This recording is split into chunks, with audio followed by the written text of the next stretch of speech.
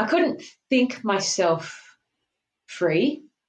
I had to really go deep into my subconscious and breathe it out, feel it out, cry it out, scream it out, and then receive the wisdom, which took me full circle. It was like what do they call it? Like radical forgiveness, like understanding it from all angles, until to a point where there's like, oh, there's nothing to forgive. I see if other people are involved, I see the innocence and they're part of it.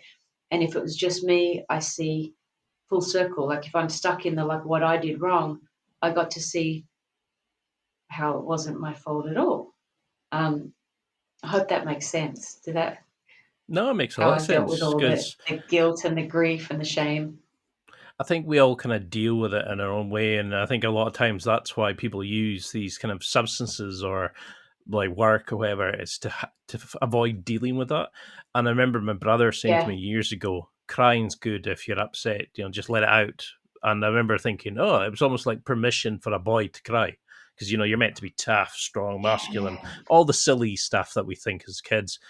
And I can yeah, remember like finding out about I have OCD and somebody telling me about using breath work to control that, and when you're feeling anxious to like deep breathing, box breathing, all these kind of things. You're like, whoa.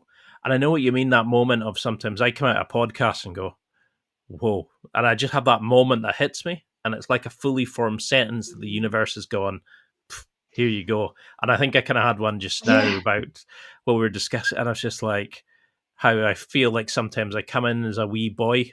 I'm always terrified to do these because I always feel nervous, anxious, and by the end uh, of it, I feel like I'm ready to take on the world by having the curiosity, the journey that we go on during the podcast.